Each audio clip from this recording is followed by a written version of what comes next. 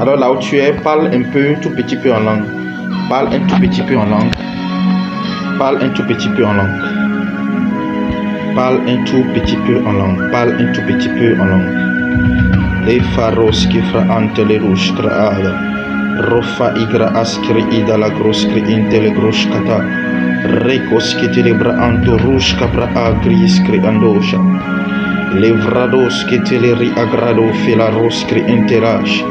Reliatus kata lidadados. Maluvra ante kezuza igra ada. Jaligra ante cruz quebra ando vilados. Jesus, Jesus, Jesus, Jesus. Thank you. Thank you, Holy Spirit.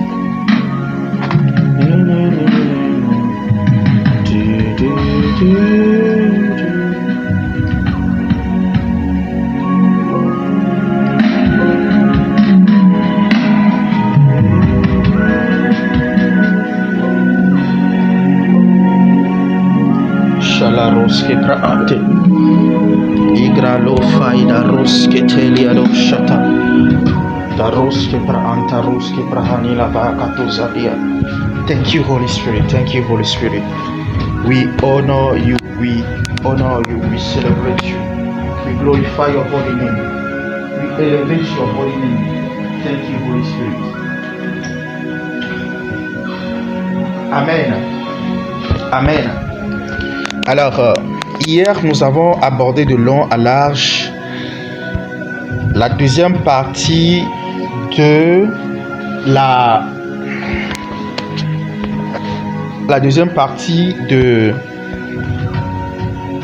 la déchirure du voile et pour l'écoulement de la vie.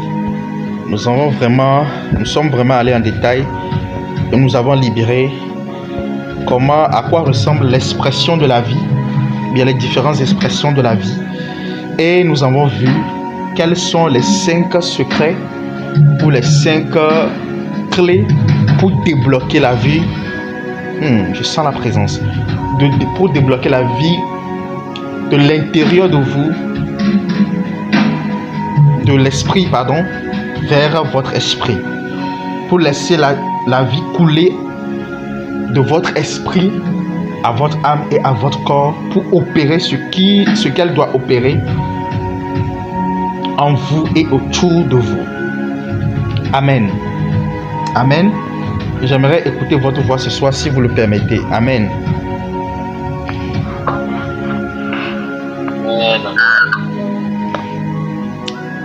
Alors, ce soir particulièrement, nous allons aborder l'une des clés, ok, l'une des clés de l'adoration, l'une des clés pour libérer la vie, qui est l'adoration, ok. S'il plaît à Dieu, dans le mois d'août, je viendrai enseigner certainement les samedis, seulement les samedis, c'est-à-dire une fois par semaine, et on va se voir en ligne, où je vais enseigner certainement entre 2h, 2h30 minutes. Donc quand je prends un sujet, je vais le décortiquer, le terminer en même temps. Et par la grâce de Dieu, on pourra aborder les autres couches, les autres clés pour libérer la vie à l'intérieur de vous. Ok? Que le flot de Dieu puisse couler en vous. Et quand on dit libérer la vie, vous comprenez avec moi, selon les définitions qu'on a données, c'est libérer Dieu pour qu'il soit expressif. C'est libérer Christ pour qu'il soit expressif. C'est libérer le Saint-Esprit au-dedans de vous pour qu'il soit expressif. Pour qu'il travaille en vous et qu'il travaille avec vous, au travers de vous, pour vous et pour le royaume. Vous comprenez?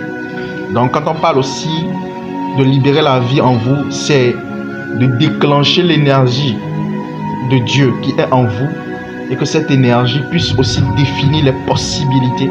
D'abord que cette énergie retravaille ou bien reconditionne votre être intérieur, ce qui doit se passer en vous, la manière dont vous devez être intérieurement, et ensuite que cette vie puisse définir les possibilités autour de vous maintenant. Okay? Donc, plus le flot de la vie augmente. On peut lire un verset rapidement, Ézéchiel 42, si je ne me trompe pas. On va le lire rapidement pour que vous compreniez quelque chose avec moi. Rapidement, et ensuite on revient à mon message pour que vous puissiez me suivre. Ésaïe 42.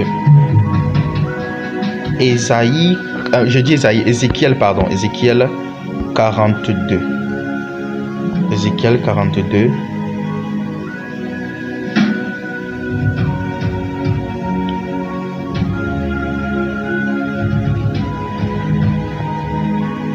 Palado fra adia sufa.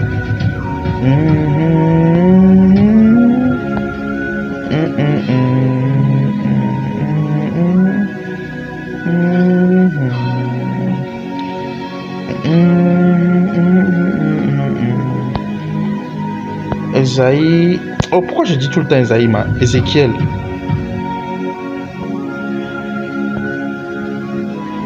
Voilà, plutôt Ézéchiel 47. Ézéchiel 47. Quelqu'un peut me lire? Enyonam, lis-moi à partir du premier verset. Ézéchiel 47 du premier verset.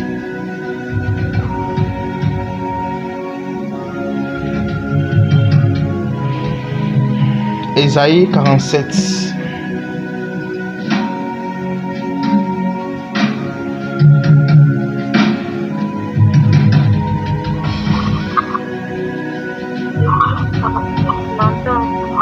Oui.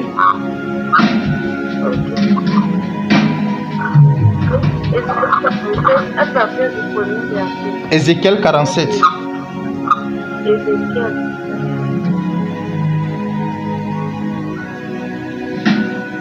Ézéchiel 47, à partir du premier verset. Il me ramena vers la porte de la maison. Et voici de l'eau sortait sous le seuil de la maison, à l'orient, car la face de la maison était à l'orient. L'eau descendait sous le côté droit de la maison au milieu de l'autel. Il me conduisit par le chemin de la porte septentrionale et il me fit faire le tour par dehors et par l'extérieur de la porte orientale. Et voici, l'eau coulait du côté droit. Lorsque l'homme s'avança vers l'orient, il avait dans la main un cordeau et il mesura 1000 coudées. Il me fit traverser l'eau et j'avais de l'eau jusqu'aux chevilles. Il mesura encore 1000 coudées et me fit traverser l'eau et j'avais de l'eau jusqu'aux genoux. Il mesura encore 1000 coudées et me fit traverser et j'avais de l'eau jusqu'aux reins. Il mesura encore 1000 coudées. C'est un torrent que je ne pouvais traverser car l'eau était si profonde qu'il fallait y nager. C'était un torrent qu'on ne pouvait traverser. Amen. C'est bon. Amen. Vous voyez ici, nous sommes en train de voir le parcours que le prophète Ézéchiel était en train de faire au travers d'un torrent, qui est l'équivalent ici du torrent de la vie, du fleuve de vie qui coulait. Et regardez, ce fleuve traverse la maison de l'Éternel. Ok? Ce fleuve traverse la maison de l'Éternel. Vous allez remarquer une chose. Au fur et à mesure qu'ils avançaient, le niveau de l'eau aussi augmentait. Plus ils avançaient, plus le niveau de l'eau augmentait au point où ils ne pouvaient plus marcher, mais il fallait maintenant commencer par nager. Quand vous allez engager ces clés, et que la vie de Dieu va augmenter à vous. Plus la vie de Dieu augmente à vous, plus les possibilités en vous et autour de vous vont s'étendre. Ok? Vous aurez des résultats en fonction du niveau du fleuve de vie qui est en train de couler en vous. La Bible dit, les fleuves d'eau vive couleront de votre séant. Plus vous déclenchez les fleuves d'eau vive qui sont enfouis en vous, plus les possibilités de votre environnement vont augmenter. Plus vous allez commander des résultats, plus vous allez voir des manifestations tangibles, plus vous allez voir Dieu en action, plus votre vie chrétienne sera intéressante, plus vous allez expérimenter ce qu'on appelle réellement pas la vie de Dieu en l'homme. Et votre chrétienté ne sera pas une vie ennuyeuse, mais une vie d'expérience glorieuse. Que ce soit dans l'esprit, que ce soit dans la chair, que ce soit dans vos finances, que ce soit dans votre ministère ou dans votre famille. Vous allez expérimenter la vie à divers niveaux de votre existence. Est-ce que quelqu'un me suit ici? Donc, il est hyper important que la vie soit débloquée en vous, que Dieu coule en abondance en vous, afin que vous puissiez expérimenter des possibilités. Vous savez, c'est bien de prier contre les démons, c'est bien de les chasser, c'est bien d'attaquer c'est bien d'attaquer Satan. Mais c'est encore mieux et c'est meilleur de connaître Dieu. La Bible n'a pas dit que ceux qui connaîtront Satan ou bien ceux qui attaqueront Satan feront des exploits. La Bible n'a pas dit que c'est ceux qui vont prendre leur arme pour attaquer le diable, c'est eux qui vont faire des exploits. Il a dit ceux qui connaîtront leur Dieu, c'est eux qui feront des exploits. La connaissance de Dieu, c'est ce qui amène à faire des exploits. Et je vous ai expliqué avant-hier que la connaissance de Dieu, c'est savoir Christ. Parce que savoir Christ, c'est le mystère de Dieu, c'est-à-dire le secret de Dieu. Donc, plus vous grandissez dans la connaissance de Christ, Christ est formé en vous, vous lui ressemblez, Christ vous impacte, Christ vit en vous. Alors, vous allez remarquer que vous allez commencer par expérimenter et connaître Dieu à un autre niveau. Maintenant, plus vous connaissez Dieu, là, vous êtes en train de vivre ce qu'on appelle pas l'expérience de la vie éternelle dans le corps présentement, pas après la mort. Maintenant, vous allez vivre toutes les qualités que j'ai citées en ce qui concerne la vie éternelle, de par sa dimension de Zoé et de par sa dimension de Chaye Olam, c'est-à-dire la vie des âges à venir, la puissance des siècles à venir. Vous allez pouvoir expérimenter ces deux dimensions-là maintenant ici-bas, là dans votre corps actuellement. Si vous vous demandez encore qu'est-ce que ça veut dire la vie Zoé et la vie Chaye Olam, je vous recommande d'aller réécouter l'enseignement sur la connaissance de la vie, partie 2. Et vous allez vraiment... les trois dimensions de la vie de Dieu. Je vous recommande d'écouter la partie 1 et la partie 2. Vous allez prendre connaissance des clés en ce qui concerne la compréhension de la vie. Et maintenant, lorsque vous séjournez en Dieu, ici, vous ne séjournez pas en Sion. Ici, vous séjournez en Dieu. Vous allez habiter Dieu. Come on. Vous allez demeurer Dieu. Vous allez demeurer en Dieu. Vous voyagez pour aller habiter Dieu. Lisons Psaume 91, Psaume 91, le verset 1.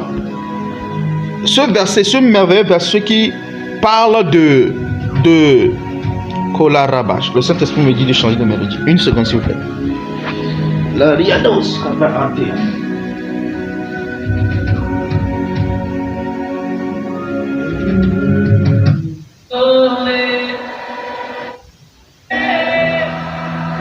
Il te dit monte ici, toi et Yahweh tombé.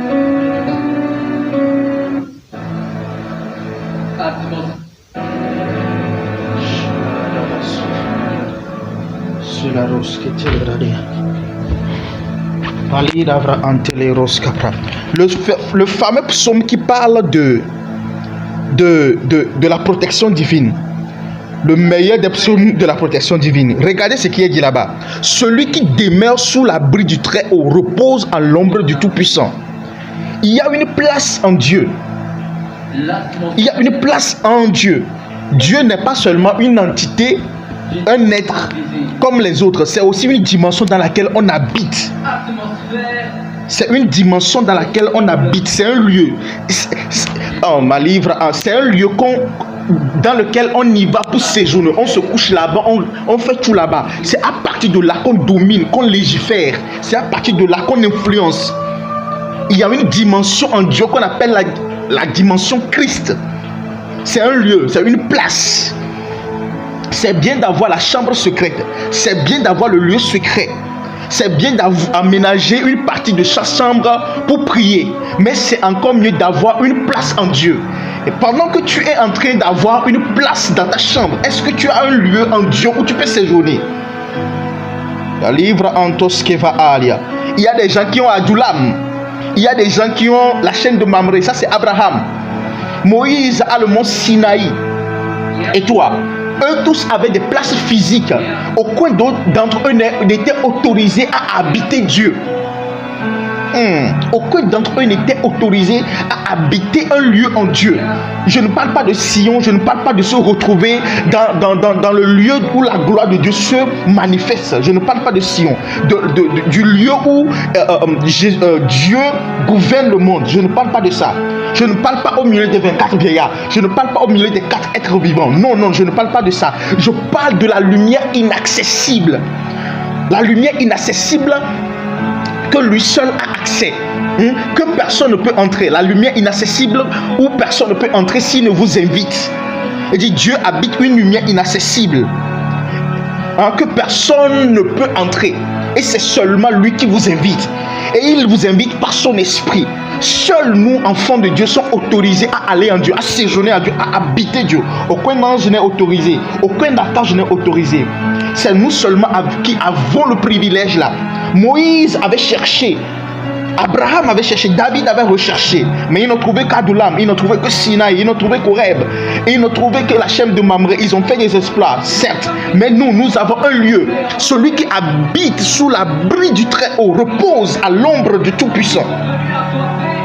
Repose à l'ombre du Tout-Puissant. Repose à l'ombre du Tout-Puissant. Il y a un lieu, il y a une place, il y a une ombre dans laquelle tu dois entrer. Il y a une place. Il y a une place qui existe dans l'esprit, dans laquelle tu dois entrer. Et cette place, ce n'est pas à Sion. Je parle de Dieu lui-même. Dieu est un endroit. J'aimerais qu'après cet enseignement, que tu n'aies pas seulement un lieu où tu peux prier dans ta chambre, dans ton salon, à l'église, ton banc préféré, ta place préférée. Non, j'aimerais aussi que tu puisses avoir un endroit dans Elohim, que tu puisses avoir un endroit dans Adonai, un endroit dans Rapha, un endroit dans le Saint des Saints, un endroit dans le Dieu très haut, où tu puisses habiter, où tu es complètement rempli de lui. Il constitue ton atmosphère, ton environnement, et il constitue ton intérieur. On voit l'extérieur et l'intérieur, le fond et le comble, le fond et la forme, on ne voit que Dieu. Tu disparais complètement. Il y a un endroit, c'est à ce lieu où tu peux atteindre où personne ne peut te toucher. C'est le lieu où tu peux atteindre et rien de ce monde ne peut t'influencer. Ou quand tu interagis avec les hommes, tu transportes l'atmosphère de Dieu et tu établis le règne de Dieu sur terre. C'est dans cette atmosphère que tu peux être et tu peux dire que la volonté de Dieu soit faite sur la terre comme au ciel, et ça s'établit. Ce n'est pas tous ceux qui prient et disent Seigneur, notre Père qui es aux cieux, que ton nom soit sanctifié, que ta volonté soit faite sur la terre comme au ciel. C'est ceux-là, ce n'est pas tous ceux-là qui arrivent à implémenter cette volonté. Ce n'est pas tous ceux qui disent que ton règne vienne. Ce n'est pas tous ceux-là qui arrivent à implémenter ce règne. Non, il n'y a que ceux qui habitent Dieu, qui connaissent les profondeurs de Dieu, ceux-là qui ont été pris par l'esprit, élevés comme des captifs, comme la Bible dit dans Ephésiens 3 le verset 10, que Ephésiens 3, que Jésus-Christ a élevé des captifs. Il a fait des dons aux hommes. Il a élevé des captifs. Ces personnes ne sont pas parties séjourner à Sion. Ces personnes ne sont pas allées à contempler les 24 vieillards. Non, ces personnes ont accédé à une lumière inaccessible. Seul Jésus-Christ pouvait les inviter. Seul Jésus-Christ pouvait leur dire monte ici. À Jean, l'ange a dit monte ici. Mais pour aller en Dieu, ce n'est pas un ange qui te parle, c'est Jésus-Christ qui te parle.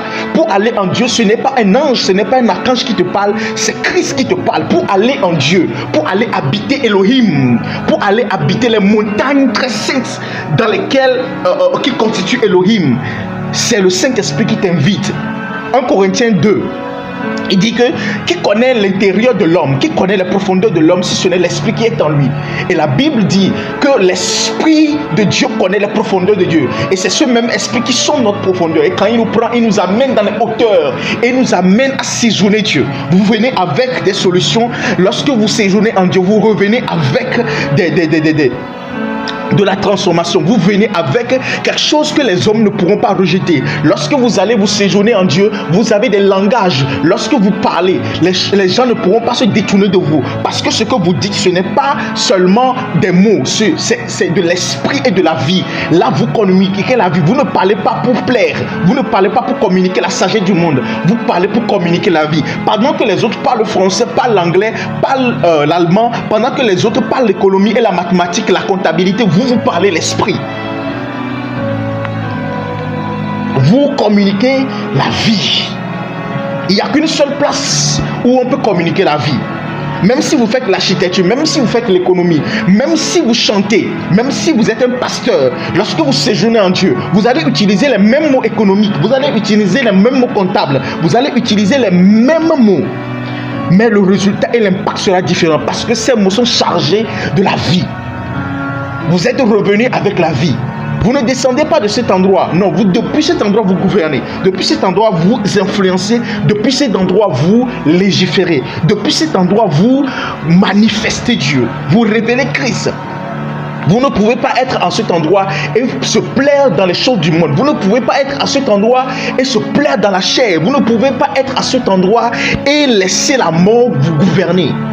Vous ne pouvez pas être à cet endroit. La Bible dit dans Psaume 24, qui pourra monter à la montagne du Très-Haut? Qui pourra s'élever au lieu du Très-Haut? Qui pourra habiter là où Elohim habite? Celui qui a les mains pures, celui qui a le cœur pur, celui qui a les mains saintes. Celui-là pourra monter. C'est celui-là seulement qui est invité à entrer là où Elohim hésite. Celui en qui la mort ne règne pas. Celui qui chasse la mort par la vie. C'est celui-là qui peut habiter Elohim. C'est bien d'avoir un lieu de prière. C'est bien de connaître les choses spirituelles, d'avoir des dimensions spirituelles. Mais c'est encore meilleur, c'est encore mieux d'habiter Elohim, de s'asseoir à l'ombre du Tout-Puissant. De s'asseoir à l'ombre du Tout-Puissant. Et là, vous deviendrez ce que le monde ne peut pas contester. Vous deviendrez ce que le monde ne peut pas ignorer. Vous deviendrez la voix que les gens, même dans leur sommeil, seront obligés de réécouter et de réécouter. Vos mots seront comme des tambours célestes qui résonnent dans les cœurs. Des tambours incessantes. Lorsque vous évangélisez, vous parlez. Ce ne sont pas seulement des mots que vous libérez. Vous avez libéré à la fois du jugement et de l'amour. Les personnes vont se sentir à la fois touchées et appelées. Le corps de Christ, les enfants de Dieu ont besoin d'aller habiter Elohim, d'aller habiter dans le Seigneur, dans la source de la vie. Il y a une place. Je me rappelle, il y a un secret, un enseignement de Benny Hinn, du pasteur Benny Hinn, le patriarche Benny Hinn que j'avais suivi. Je crois que c'est l'une de ses seuls enseignements, un seul enseignement qu'il a fait que j'ai suivi. Il a donné un secret, il a dit: ne quittez jamais le lieu très saint. Ne quittez jamais le lieu très saint. Si vous voulez dominer, si vous voulez régner, ne quittez jamais le lieu très saint, parce que c'est là que se trouve la gloire. C'est là que vous pouvez accéder à Elohim. L'univers, Christ sa majesté. Chante en gloire et puissance. Force et louange à l'agneau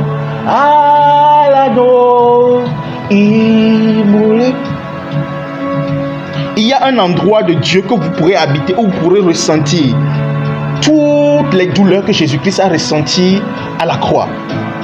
Et lorsque vous parlerez de l'amour de Dieu, vous parlerez d'une manière où personne ne peut comprendre. Vous allez exprimer une dimension de l'amour où les gens vont se poser la question: mais est-ce que c'est le même que nous aussi nous avons découvert dans la Bible? Parce que là, ce n'est pas des mots qui sont sortis de la Bible et qui sont entrés en vous. Non. Là, vous êtes allé habiter dans les maîtresses de Christ.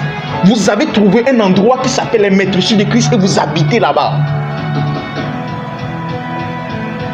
Certains d'entre vous pourrez aller trouver un endroit qui s'appelle la couronne d'épines. Et vous pourrez habiter la couronne d'épines. Et vous pourrez refléter les mystères de cette couronne-là. Vous allez communiquer la vie que cette couronne communique. Personne d'autre ne pourra le faire à part vous. Il y a des places, il y a des lieux, il y a des endroits en Elohim, il y a des endroits en Christ qu'il faut aller découvrir, qu'il faut aller habiter.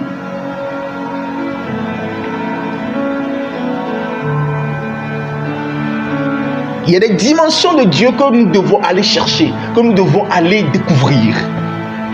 Pas de lire de loin, non. Pas avoir de l'information, expérimenter. Être emporté dans cette dimension-là. Vivre ce Dieu-là, le Dieu de cette dimension-là. Revenir avec des solutions pour le monde. Revenir avec des messages. Revenir avec quelque chose que les gens ne peuvent pas forcément appréhender. Mais lorsqu'ils vous écoutent parler, ça sonne comme des mélodies célestes. Il y a un endroit en Dieu où il y a des mélodies. Je ne parle pas de Sion. Je ne parle pas de là où la gloire est reflétée. Je parle de lui-même. Où il t'invite, il dit viens. Viens habiter cette lumière inaccessible avec moi. Et là, lorsque vous revenez, votre visage ne brille pas comme Moïse. Non, vous êtes transformé à la même image de gloire en gloire. Ce corset ne va pas peut-être refléter cette gloire-là. Mais lorsqu'on vous verra dans l'esprit, oh, li karadi krandeskayada, vous allez communiquer quelque chose d'autre. Et les simples choses, vous allez prendre les mêmes versets que les autres prêchent et vous allez les répéter. Vous n'allez même pas donner de révélation, juste répéter ces mêmes versets. Vous allez peut-être dire Alléluia, Alléluia et Alléluia, et la gloire de Dieu va descendre. Pourquoi? Parce que ce qui fait la différence, c'est pas l'onction. Ce qui fait la différence, c'est parce que vous habitez un endroit en Dieu. Vous connaissez un lieu en Dieu que vous habitez. Vous connaissez un endroit en Elohim que vous habitez.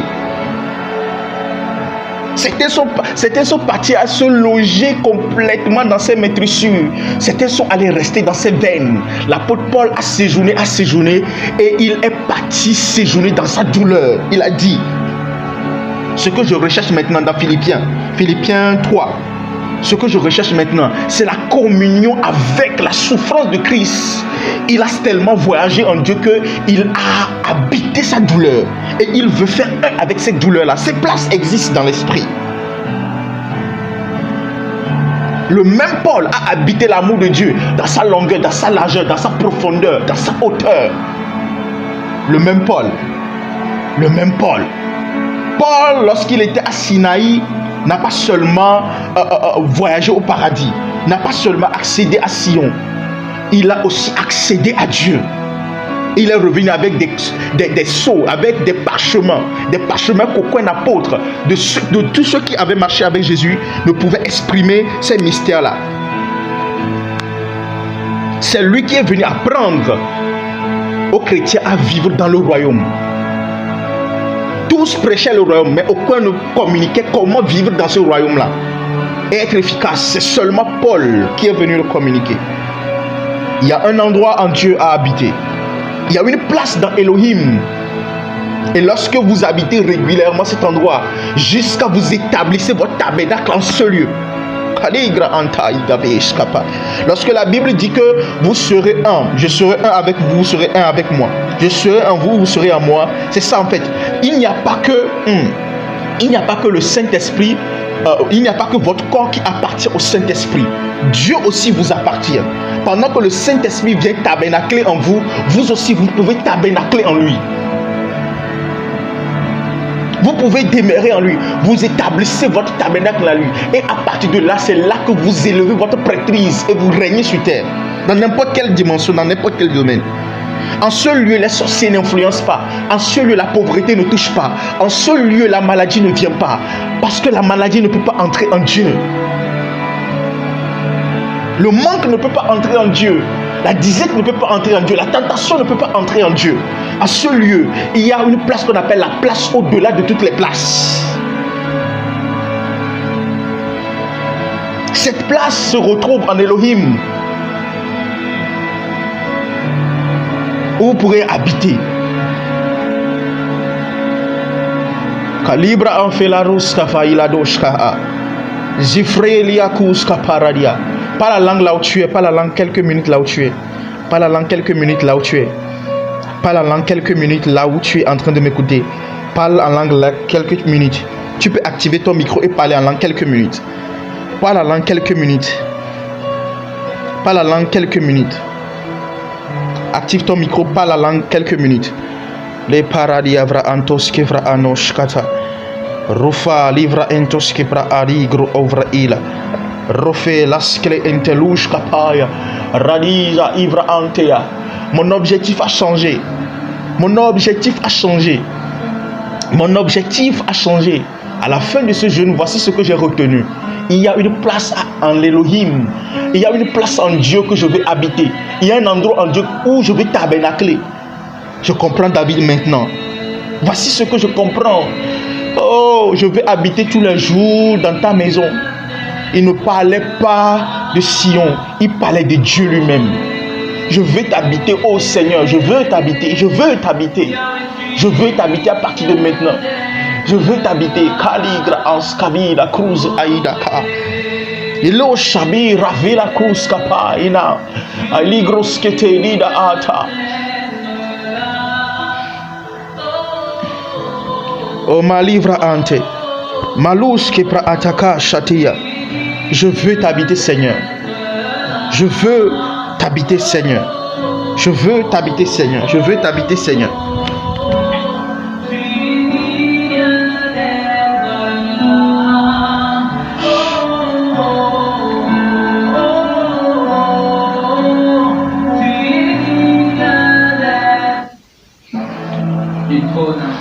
Shalara diatos kapa.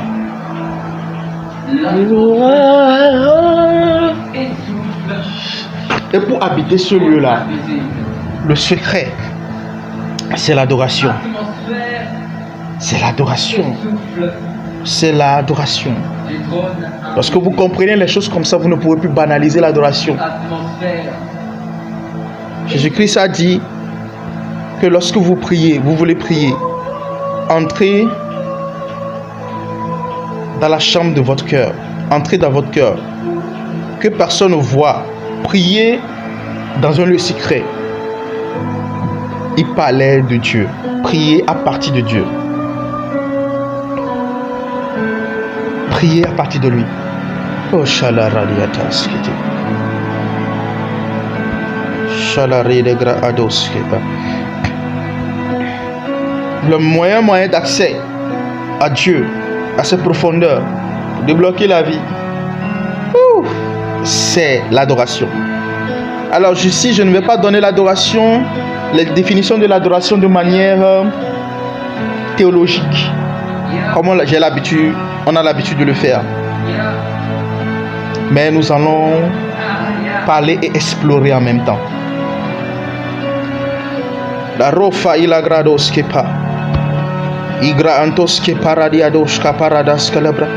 Paradis ko fa inanava imbra antalabra. Au-delà du fait que l'adoration soit pour but, est pour objectif de satisfaire le cœur de Dieu, de réjouir le cœur de Dieu, l'adoration c'est surtout le meilleur moyen d'aller en Dieu, de voyager en Dieu, le meilleur moyen de débloquer la vie. Oh Saint-Esprit, je ne sais pas si je vais pouvoir terminer cet enseignement, parce que la présence que je ressens ici, que Dieu me fasse grâce. Amen. Shalaros kefra antaros kefra adash. Likalon fra antesco fa ilabra ados kapra. Lorsqu'on parle de l'adoration, on parle ici du culte. On parle du rituel, on parle de la cérémonie dédiée à Dieu. On parle du protocole au travers duquel l'homme ascende pour accéder à Elohim, pour accéder à Dieu, à la dimension de Dieu. c'est le protocole au travers duquel l'esprit de l'homme entre en contact avec l'esprit de Dieu. C'est le protocole au travers duquel l'esprit de l'homme va échanger avec l'esprit de Dieu. C'est le protocole au travers duquel l'esprit de l'homme va en intimité, en connaissance réciproque avec l'Esprit de Dieu. C'est le protocole au travers duquel Dieu passe en vous et vous passez en Dieu. C'est le protocole au travers duquel vous voyagez à l'intérieur de Dieu. Vous parcourez les dimensions de Dieu. Vous allez habiter Dieu. C'est ça l'adoration. Lorsque vous êtes en train de lever des chansons, lorsque des mots sont en train de sortir de vous, ne prenez pas seulement cela comme des mots. Vous êtes en train de planer dans la lumière. Vous êtes en train d'accéder à des couches de Dieu que vous ne pourrez même pas imaginer. C'est ça l'adoration. Lorsque nous adorons, nous montons des parfums de bonne odeur. Lorsque nous adorons, nous montons avec des sacrifices. Parce que nous allons sacrifier à Dieu. Nous allons sacrifier à Dieu. Lorsque nous montons en tant que prêtre. Parce que l'adoration n'est pas un culte, un service pour n'importe qui. N'importe qui ne peut pas se lever pour aller adorer. L'adoration est réservée à 4 types d'entités. 4 types d'entités. Numéro 1, l'adoration est réservée aux esprits au service de Dieu. Eux, ils adorent à partir de l'extérieur. Parce qu'ils ne peuvent pas entrer à Dieu, mais ils peuvent contempler sa gloire. Les esprits, les archanges, les anges, les chérubins, les séraphins, tous ces esprits qui sont au service de Dieu l'adorent. C'est la première catégorie d'entités à qui l'adoration est destinée. L'adoration n'est pas faite pour une personne lambda. Non. Ceux qui doivent aller adorer doivent connaître leur identité, doivent savoir ce qu'ils sont. Et c'est en fonction de ce qu'ils sont qu'ils peuvent présenter des offrandes et des sacrifices dignes de ce nom. Dignes de ce nom. Abel ne savait pas, Caïn ne savait pas ce qu'il est, il ne connaissait pas son identité. C'est pour ça qu'il n'a pas pu présenter un sacrifice de la stature, de son identité, de la stature, de la dimension dont il gouvernait. Il n'avait aucune notion de cette dimension. Il n'avait aucune notion de son identité. Il ne pouvait donc pas donner de sacrifice en fonction de son identité. Les premières entités sont les esprits. Les premières entités sont les esprits au service de Dieu. Les anges, les archanges, les chérubins, les 4 êtres vivants, les 24 vieillards, comme l'Apocalypse le décrit si bien. Les ophanimes, tous ces êtres célestes-là, à Sion qui l'adorent, eux tous l'adorent à partir de l'extérieur, à partir de la gloire reflétée. La deuxième catégorie d'entités, ce sont les 24 vieillards. Les vieillards, ça veut dire que l'adoration est un travail, 1, des esprits, 2, des vieillards. Et vous allez voir jour et nuit, il adore, il crie à lui, Saint, Saint, Saint est l'Éternel, Dieu de toute la terre. Tu es digne de recevoir l'honneur, la gloire, la louange, la puissance, l'autorité, la force, au siècle des siècles. Et il dépose leur couronne encore et encore et encore et encore. Parce qu'il y a des dimensions de Dieu qui se reflètent à eux. Et à chaque fois qu'ils voient, ils sont obligés de déposer leur couronne. Lorsqu'ils élèvent la tête encore, calibrent en score, ils revoient encore une autre dimension de la gloire de Dieu. Ils déposent encore la couronne. En fait, toutes ces entités-là qui sont en train d'adorer Dieu d'éternité en éternité n'ont jamais contemplé une dimension de Dieu 2 fois. Donc vous pouvez vous représenter la profondeur, la grandeur, l'immensité, la quantité de ce Dieu-là que nous sommes en train d'adorer. Ça, c'est le deuxième type d'entité. Les troisième type d'entités qui sont appelés à adorer, ce sont les prêtres. Lorsque vous lisez dans l'Ancien Testament, de Genèse jusqu'à Malachie, vous pouvez vous rendre compte que l'adoration n'est réservée qu'à une catégorie de personnes. Les prêtres. Les prêtres. La Bible dit dans Exode 28, le verset 1. On peut le lire. Exode 28, le verset 1. Les Karabasha Ligra Anta. Exode 28, le verset 1. Pour que vous suivez très bien les passages. Fais approcher de toi Aaron, ton frère, et ses fils, et prends-les parmi les enfants d'Israël pour les consacrer à mon service dans le sacerdoce. Aaron et les fils d'Aaron, Nadab, Abihu, Éléazar et Itmar. Ils sont appelés. Tu feras à Aaron ton frère des vêtements sacrés pour marquer sa dignité et pour lui servir de parure. Ce sont les personnes dignes, ce sont les dignitaires qui adorent Dieu. L'adoration n'est pas ce que nous on comprend aujourd'hui. Ce sont les dignitaires qui adorent Dieu. Les personnes services pour lesquelles on met les gens à part. Dans l'Ancien Testament, on les mettait à part. Ils étaient préparés pour faire ce culte-là. Ils étaient préparés pour rentrer dans ce protocole-là. Les prêtres. Ça veut dire que l'adoration n'est pas une affaire. Ce n'est pas un business de n'importe qui. C'est une affaire numéro 1 des esprits au service de Dieu. Numéro 2 des vieillards. Numéro 3 des prêtres. Des personnes dédiées, des personnes consacrées. Parce que c'est pour ça que vous allez voir que vous ne pourrez pas aller adorer sans qu'il n'y ait le sang versé. Chaque fois que Aaron doit aller au tabernacle, et ses filles doivent aller au tabernacle, le sang doit se verser. Parce que c'est un protocole, ce n'est pas quelque chose d'anodin. Il y a quelque chose, il y a une cérémonie spirituelle qui est en train de se mettre en œuvre. C'est pour ça que tu ne peux pas t'approcher du trône de la grâce sans passer par le sang de Jésus. Tu ne peux pas t'approcher du trône de la grâce sans passer par le sang. Parce que si tu t'approches sans passer par le sang, tu seras jugé. La sainteté de Dieu va te consumer. La seule manière de ne pas être consumé par la sainteté de Dieu, c'est passer au travers du sang qui est versé. Pour accéder au trône de miséricorde, il faut accéder au sang de Jésus. C'est pour ça que lorsque nous venons adorer, c'est un acte de révérence. C'est un acte de soumission, c'est un acte d'honneur, c'est un privilège même pour nous de venir adorer ce Dieu-là. Ceux qui connaîtront leur Dieu feront des exploits. Comment nous connaissons notre Dieu? C'est par l'adoration que nous le découvrons.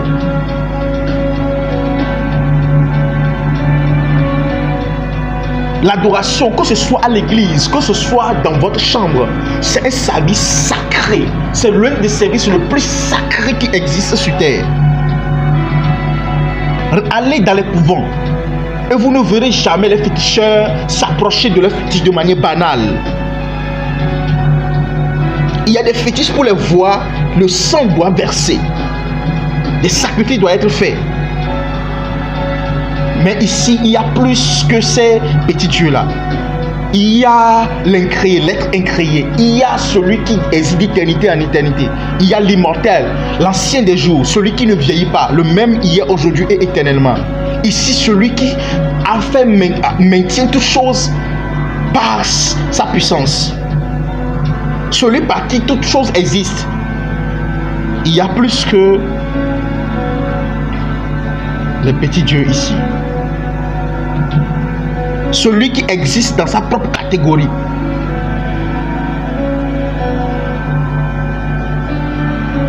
Celui qui existe dans sa propre classe.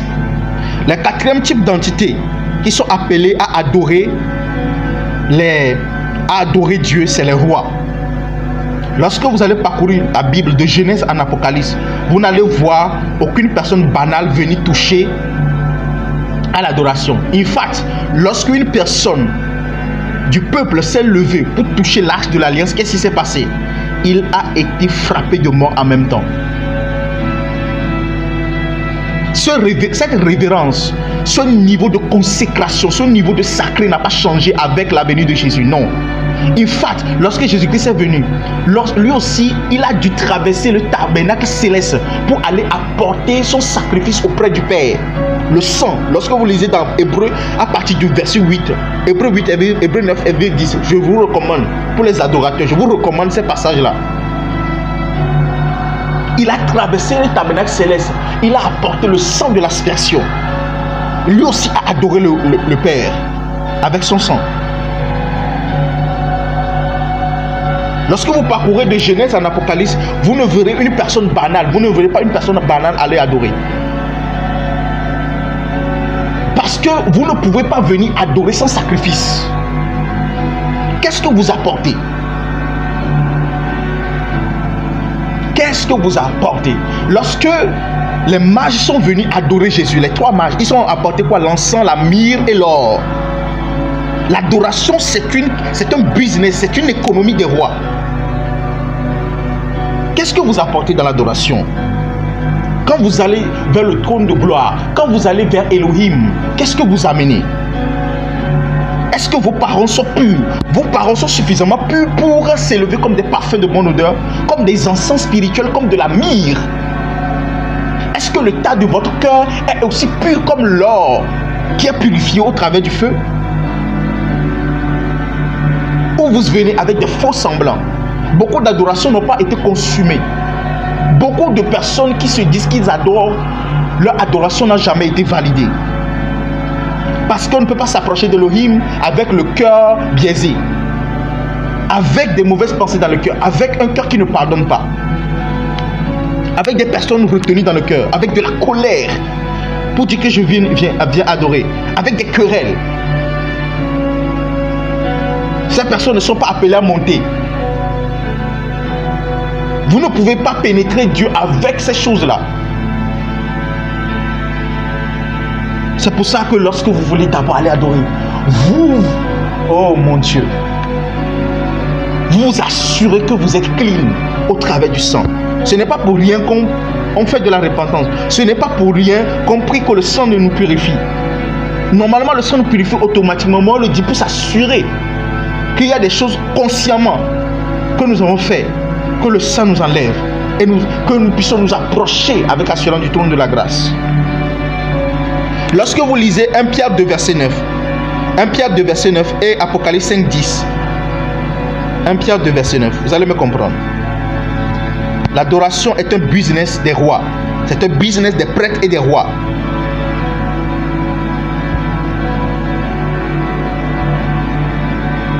Lorsque vous venez, est-ce que vous venez avec de votre encens? Vous venez avec de la myrrhe ou vous venez avec de l'or?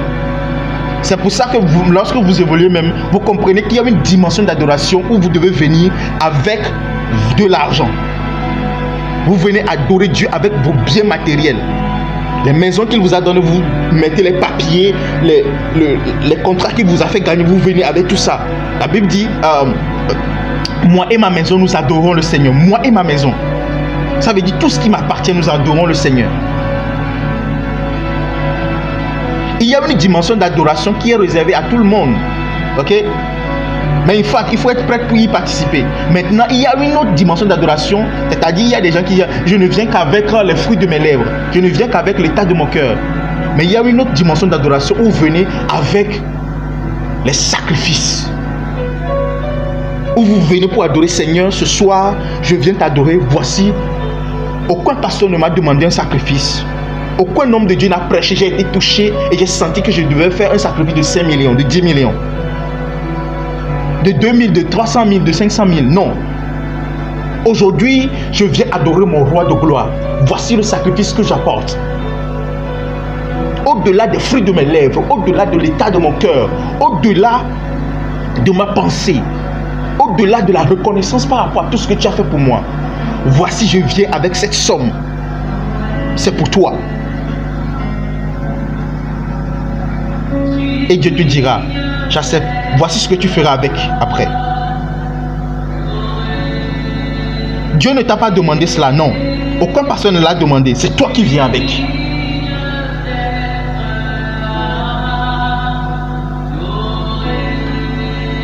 L'adoration. L'adoration. 1 Pierre 2 verset 9. Vous au contraire, vous êtes une race élue, un sacerdoce royal, une nation sainte, un peuple acquis, afin que vous annonciez les vertus de celui qui vous a appelé des ténèbres à son admiration. Vous êtes un sacerdoce royal. Ephésiens 5, Apocalypse 5, pardon, Apocalypse 5, 10.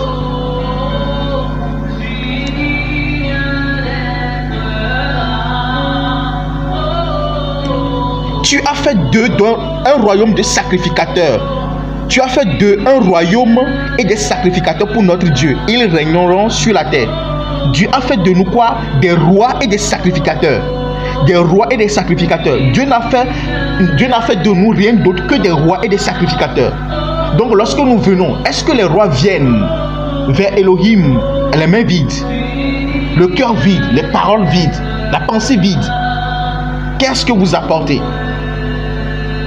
La pureté de vos lèvres, qu'est-ce que vous apportez? La sainteté de votre main.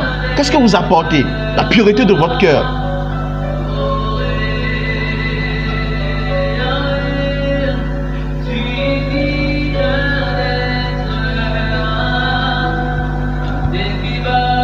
Les faradas soufaliados kapa. L'adoration. L'adoration. L'adoration. L'adoration. L'adoration. C'est par l'adoration que s'établit la relation entre la vie et vous, entre Dieu et vous. Oh mon Dieu.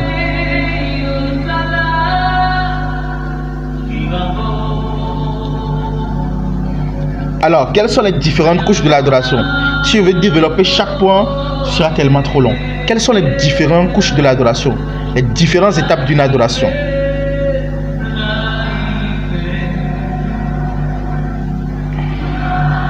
Les korabashi libra antoski faradiadoskete. Libra antoski bra. Parle en langue un tout petit peu là où tu es. Parle en langue un tout petit peu.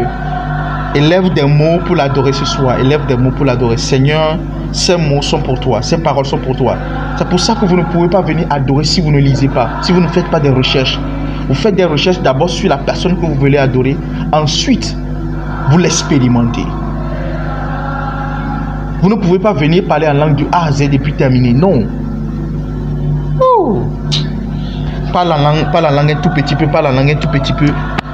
Adore-le avec tes propres mots. Et je te reprends.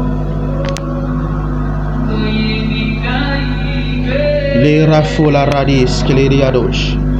Les brada diato frados que te les riada kato. 2 minutes. Exprime-toi. Si tu es vraiment touché par ce qui se passe ce soir, dis quelque chose à Dieu. La rofali randegre esclerado shayada. Avrelia vreko susuvra anta ruski bra antia. Les radachal, je te laisse parler.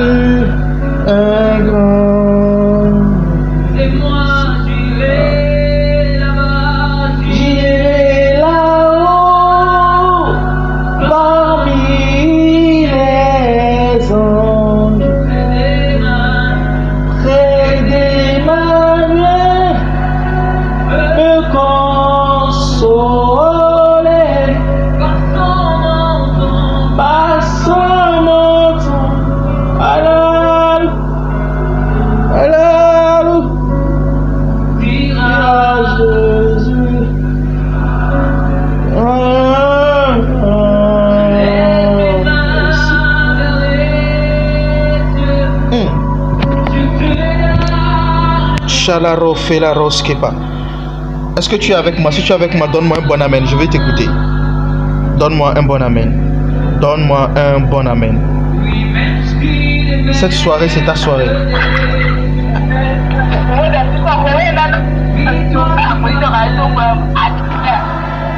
Amen, amen, amen, amen, amen. Quelles sont les différentes couches de l'adoration, les différentes étapes d'une adoration? Ce sont à travers ces différentes étapes que la vie se débloque. Oh mon Dieu. Il y a tellement de choses qui se passent lorsque vous commencez par entreprendre cette ascension, ce protocole-là. Il y en a 4. Oh, non, plutôt 5. Il y en a 5. Numéro 1. La première étape, c'est rendre ministère à Dieu.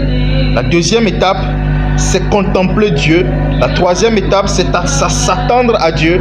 La quatrième étape, c'est participer à la gloire de Dieu. La cinquième étape, c'est s'offrir à Dieu comme un sacrifice. Je reprends. Ensuite, je vais développer rapidement. Numéro 1, la première couche. La première étape du protocole d'ascension. 1. Rendre ministère à Dieu. 2. Contempler Dieu. 3. S'attendre à Dieu. 4. Participer à la gloire de Dieu. 5. S'offrir à Dieu comme un sacrifice.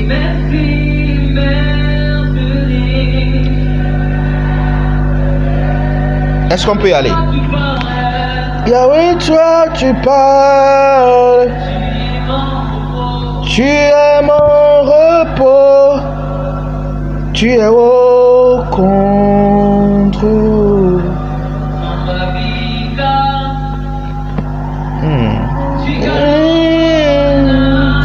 Alors, que veut dire rendre ministère à Dieu?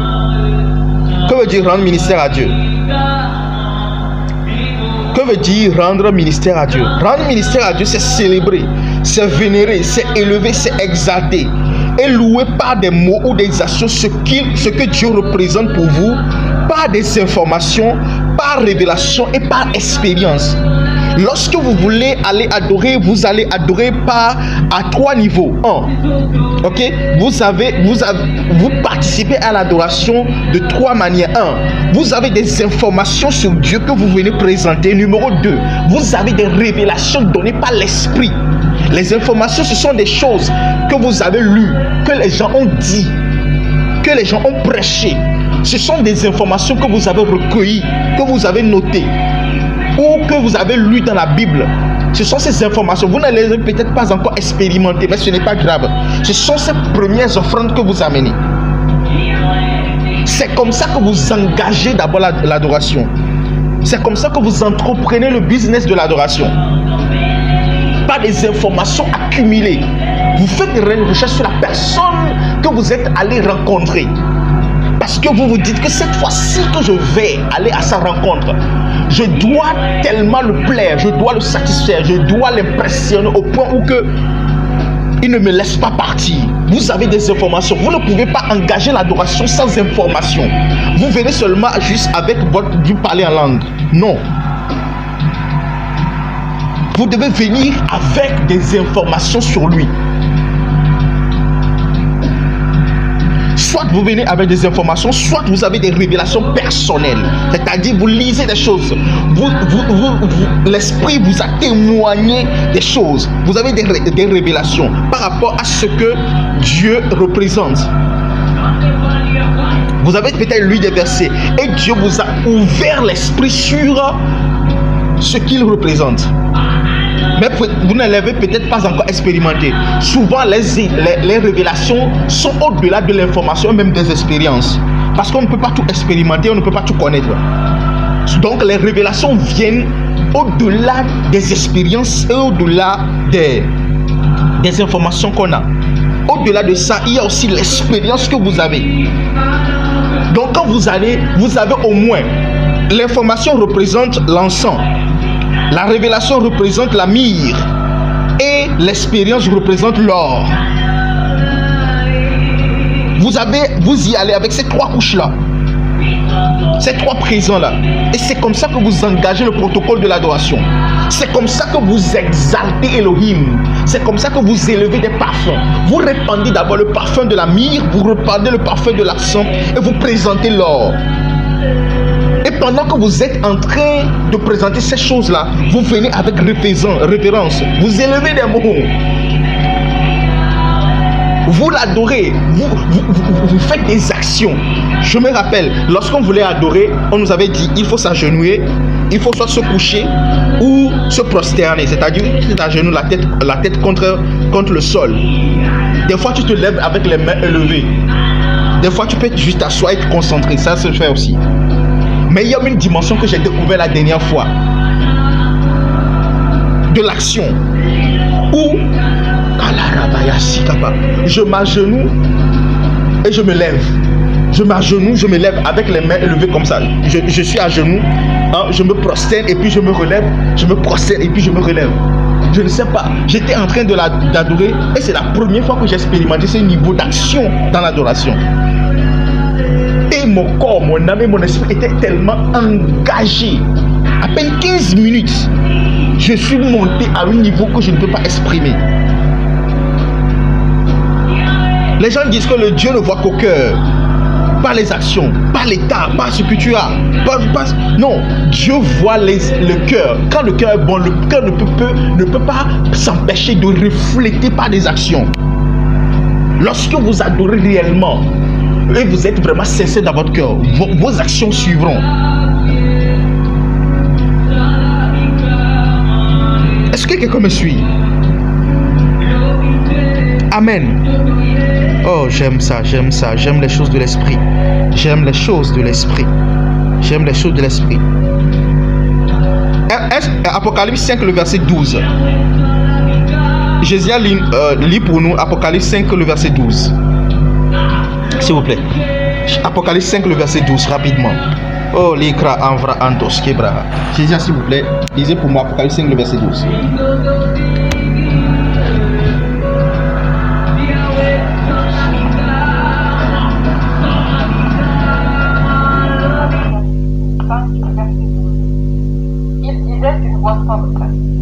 L'agneau qui a été immolé est digne de recevoir la puissance, la richesse, la sagesse, la force, l'honneur, la gloire et la louange. Oh mon Dieu, regardez tout ce que l'agneau est digne de recevoir.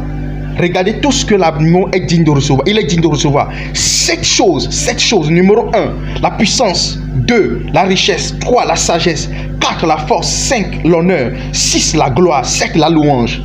Ça veut dire que lorsque vous venez lui rendre ministère, c'est ce qu'on appelle dire rendre ministère. Lorsque vous venez lui rendre ministère, vous venez lui apporter votre puissance, vous venez lui apporter votre richesse, vous venez lui apporter votre sagesse, vous venez lui apporter votre force, vous venez lui apporter votre honneur, les honneurs que les gens vous ont donnés. Tout l'honneur, les célébrations, les appréciations que vous avez reçues dans la journée, vous lui donnez cela. Vous venez lui donner la gloire qu'il lui-même a mis sur vous et la gloire que les gens vous ont accordée. Vous lui donnez la louange que les gens vous ont donnée, les appréciations de la journée. Vous venez lui donner cela. Un travail bien fait, une qualification, une félicitation. Vous venez lui donner cela. Un argent gagné, vous venez lui présenter cela. Vous avez travaillé d'une manière exceptionnelle dans la journée, vous l'avez remarqué, vous venez lui présenter cela. Oh, l'adoration. Ça, c'est ce qu'on appelle rendre ministère. Ministère qui de l'or. C'est ce que Aaron et ses fils faisaient. Ils rendaient ministère à Dieu.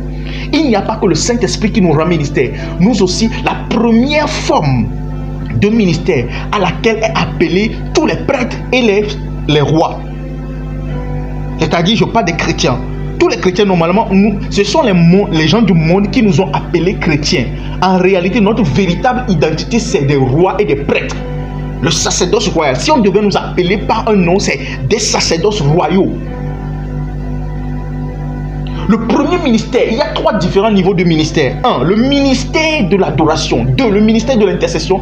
Et 3, le ministère visuel que les gens font sur le pupitre. Le pupitre ou encore dans les places du marché ou soit dans le domaine séculier. Mais le seul ministère à laquelle est appelé tous les chrétiens unanimement, c'est le ministère de l'adoration. De rendre ministère à Dieu.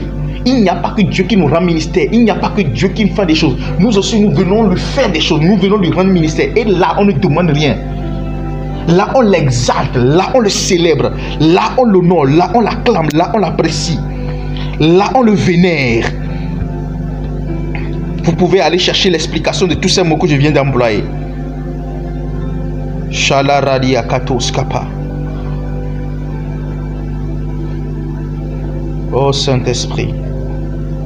Oh Saint-Esprit. Là, on l'exalte, là, on le loue. On loue ce qu'il est, on loue ses actions. Parce que des fois, c'est vrai qu'on dit que quand on parle de l'adoration, ça a référence à ce qu'il est et la louange à ce qu'il fait. Mais des fois, l'identité d'une personne se trouve est mieux expliqué par ses actions. C'est pour ça même, ça fait que des fois dans l'adoration, on parle de ce qu'il fait pour mieux décrire ce qu'il est. 1 Samuel 2, verset 1 à 10. Jésus, s'il te plaît. 1 Samuel 2, verset 1 à 10. Nous allons lire la manière dont une femme était en train de rendre ministère à Dieu. Vous allez voir les mots que cette femme a employés. 1 Samuel 2, verset 1 à 10. Les mots, où a-t-elle trouvé ces choses-là? Vas-y. Verset 1 à 10. Mon père se réjouit en l'Éternel. Ma force a été renouvelée par l'Éternel. Ma bouche est ouverte contre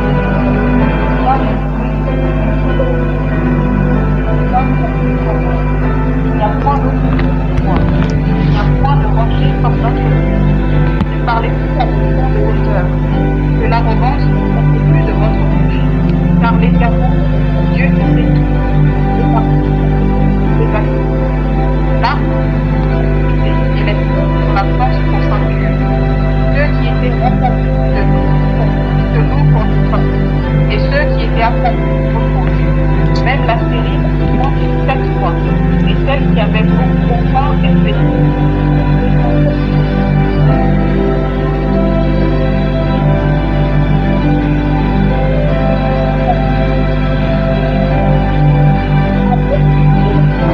De la poussière sur le pauvre, du fumier relève l'indigent. Yeah. De les faire asseoir la donne passage à cause de gloire, car à l'Éternel sont les colonnes de la terre et ses querelles du monde. Ils garderont le temps bien aimé, mais les méchants seront abandonnés dans les ténèbres, car l'homme ne triomphera point par la force. Les ennemis de l'Éternel sont tous les fidèles de notre monde. L'Éternel sera le la terre. Il donnera la victoire à Sion et il relèvera la force de moi. Amen. Regardez les mots d'une femme qui était remplie de douleur, qui cherchait des solutions à Dieu. Au lieu de crier et de parler de long à large de comment ces problèmes sont lourds, elle a ouvert sa bouche. Et elle murmurait même. Elle était en train de dire: mon cœur se réjouit à l'Éternel, ma force a été relevée par l'Éternel. Ma bouche s'est ouverte contre mes ennemis, car je me réjouis de ton secours. Nul n'est saint comme l'Éternel. Il n'y a pas d'autre Dieu que toi. Ça veut dire qu'elle a multiplié tous les dieux par 0. C'est-à-dire, en comparant Elohim à tous les dieux qui pouvaient exister, il les a trouvés tellement pharaoués. Il y a une règle mathématique qui dit réel, infini sur un réel égale à quoi? Égale à l'infini. IRI. L'infini sur réel égale à infini. Ça veut dire que si on divise Dieu par n'importe quel petit Dieu qui existe, cela ne donnerait que le grand Dieu. Et il y a une autre règle qui dit roi. Tout réel sur l'infini égale à 0. Ça veut dire qu'on ne peut pas diviser un Dieu. On ne peut pas diviser notre Dieu par aucun autre Dieu. Cela ne donnerait qu'une valeur 0. Ils ne pèsent pas dans la balance. Ils ont été comptés, ils ont été pesés, ils ont été divisés. Ils ont été trouvés légers, extrêmement légers que... Imaginez, vous prenez 100 000, plus l'infini est 100 000. 100 000 est négligeable vis-à-vis de plus l'infini. C'est ce qu'on appelle temps vers 0. Oui. Oh, come on. Il n'y a point d'autre Dieu que toi. Il n'y a point de rocher. Ça, c'est rendre ministère à Dieu. Vous ne pouvez pas dire ces choses à Dieu et la gloire de Dieu ne va pas descendre. Comment vous saurez que l'adoration que vous êtes en train de faire ou que vous avez fait est consommée, est validée, est appréciée par Dieu? C'est lorsque vous vivez une présence, une gloire que vous ne pourrez pas exprimer. Des fois, ça va se manifester par des sensations dans vos émotions. Des fois, ça va se manifester par des pleurs. Des fois, vous allez sentir une présence que vous ne pourrez pas expliquer. Des fois, vous sortez de l'adoration, vous avez des réponses. Vous avez des exaucements. Des fois, vous sortez de l'adoration, vous êtes guéri. C'est ça une adoration validée. Des fois, vous sentez un poids de gloire descendre sur vous, sur votre vie. Des fois, vous tremblez. Parce que vous ne pouvez pas aller à la rencontre d'Elohim et ne pas revenir avec un changement et ne pas être touché. Ce n'est pas possible. Ce n'est pas possible. Dans aucune équation qui existe, ce n'est pas possible, mes amis. Ce n'est pas possible. Vous ne pourrez pas adorer Dieu et revenir bredouille. Vous ne pouvez pas dire que vous êtes parti rencontrer Elohim et rien n'a changé. Ce n'est pas possible. Alors, posons-nous la question, est-ce que nos adorations sont vraiment véritables? Si elles l'étaient, pendant 10 ans que nous adorons, est-ce que nous l'avons touché, Elohim? Est-ce que nous avons touché Dieu? Combien de nos adorations ont été validées par le Seigneur? Oh, mes amis!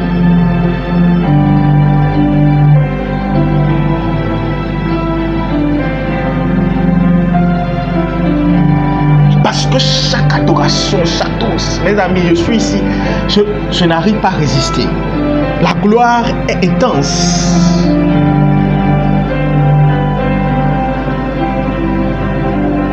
Lorsque vous voyez les anges gémir, désirer Dieu, vous allez vous poser la question, qu'est-ce qui leur est arrivé?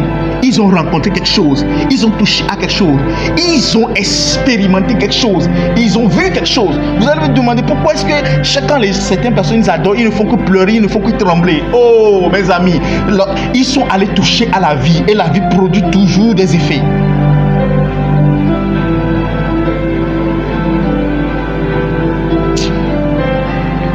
Ne parlez plus avec tant de hauteur, que l'arrogance ne sorte plus de votre bouche, car l'Éternel est un Dieu qui sait tout, et par lui sont pesées toutes les actions. L'arc des puissants est brisé, et les faibles ont la force pour ceinture. Ceux qui étaient rassasiés se louent pour du pain, et ceux qui étaient affamés se reposent. Même la stérile enfant 7 fois, elle était stérile. Comment elle sait que ce Dieu était capable de donner des bébés dans un ventre où il n'y a pas d'utérus? Comment un bébé, un ventre qui n'a pas d'utérus peut porter 7 naissances? Comment? Elle a découvert, elle a touché quelque chose dans Elohim. Son problème qu'elle avait amené était une voie au travers de laquelle elle devait aller toucher la dimension de la fertilité de Dieu. Lorsque nous avons des problèmes, nous approchons. Qu'est-ce que nous faisons? Nous venons décrire ces problèmes à Dieu. Au lieu de se servir de ce canal pour monter et aller toucher une couche de Dieu qui a référence à ce que nous traversons. C'est ce qu'on appelle rendre ministère à Dieu. Rendre ministère. Lorsque Dieu veut nous rendre ministère, il touche à nos problèmes. Lorsque nous voulons rendre ministère à Dieu, nous avons des problèmes, mais nous montons au-delà des problèmes pour aller le toucher lui. La dimension de lui qui a référence à ces problèmes-là. Et celle qui avait beaucoup d'enfants est flétrie. L'Éternel fait mourir et il fait vivre. Il fait descendre au séjour des morts et il fait remonter. L'Éternel appauvrit, il enrichit, la baisse et il élève. De la poussière, il retire le pauvre. Du fumier, il relève l'indigent pour les faire asseoir avec les grands. Elle a rencontré un Dieu qui élève. Et il leur donne en partage un trône de gloire, car à l'Éternel sont les colonnes de la terre. Et c'est sur elle qu'il a posé le monde. Comment cette femme sait, Anne sait comment elle a découvert les colonnes de la terre, les colonnes du monde? Comment elle sait? Où se trouvent les colonnes de la terre? Où se trouvent les colonnes de la terre? Lorsque vous séjournez en Dieu, lorsque vous rendez ministère à Dieu, vous allez parcourir des dimensions que les vautours ne sont pas montés. Il y a le livre de Job qui dit que où se trouve la sagesse? L'aigle n'y connaît pas. Qui connaît le séjour de la lumière? D'où viennent les ténèbres? Lorsque vous rendez ministère à Dieu, vous parcourez des dimensions que les plus fiers animaux n'ont jamais parcourues. Vous allez dans des profondeurs qu'aucune machine n'a jamais diguées. Oh! Vous percez des mystères qu'aucun œil n'a jamais vu. Même l'œil du faucon, même l'œil de l'aigle ne l'a jamais vu. Vous percez des mystères. Oh! C'est ici que se passe, c'est à ce lieu, c'est à ce niveau que se passe l'économie de la vie. C'est ici, dans l'adoration. Rendre ministère à Dieu. Et lorsque vous rendez ministère à Dieu, qu'est-ce qui se passe? Je vais vous expliquer. Lorsque vous rendez ministère à Dieu, ce n'est pas anodin. Il y a quelque chose qui vous arrivera lorsque vous rendez ministère à Dieu. Parce que c'est une interéchange, c'est une réciprocité, c'est une communication. Lorsque vous commencez par rendre ministère à Dieu, à ce niveau, vous allez commencer par expérimenter la première dimension de l'amour, qu'on n'appelle pas l'affection. Vous allez commencer par expérimenter ce qu'on appelle pas l'affection. L'amour a 5 dimensions. Vous allez expérimenter la première dimension qu'on appelle pas l'affection. Là, vous commencerez par être changé. Vous allez muter de la dimension du serviteur à la dimension de l'ami et à la dimension de l'épouse. Lorsque vous aurez fini l'adoration, vous allez atteindre la dimension de l'épouse. Vous allez quitter du serviteur qui vient rendre ministère à l'ami à qui on dit tout, ensuite à l'épouse qui connaît tout. Oh! Vous ne pouvez pas dire que vous êtes un adorateur et que vous adorez, vous aimez l'adoration sans connaître les secrets du cœur de Dieu. Jésus a dit à mes amis, je ne cache rien. Vous ne pouvez pas dire que vous êtes un adorateur et vous ne pourrez pas décrire Elohim et vous ne pourrez pas sentir les battements de son cœur. Les battements du cœur de Dieu n'est pas quelque chose d'exceptionnel pour réserver à une catégorie de personnes. Non, les battements du cœur de Dieu sont pour les adorateurs. Toute personne qui s'engage dans la voie de l'adoration doit être capable de pouvoir écouter le flanchissement de son cœur, le battement de son cœur, de savoir ce que Dieu désire en cet instant précis, en ce moment précis. Je vous avais dit que j'allais vous donner le secret de comment accéder au secret du cœur de Dieu. C'est ça. Lorsque vous engagez les couches de l'adoration, vous commencez par muter dans l'amour. Vous êtes transformé. Vous commencez par vivre des transformations. Lorsque vous rendez ministère, la dimension de Dieu que vous exaltez, que vous explorez, que vous élevez, que vous magnifiez, cette dimension se transcende en vous. Et vous commencez par muter, vous commencez par grandir. À ce niveau, vous expérimentez ce qu'on appelle pas l'affection. C'est quoi l'affection? Nous n'allons pas nous compliquer la vie. C'est quoi l'affection? Oh, je ne sais pas, je ne crois pas que je vais pouvoir terminer toutes les dimensions de cet enseignement aujourd'hui. Oh la radida karadia. C'est quoi l'affection? On va chercher simplement.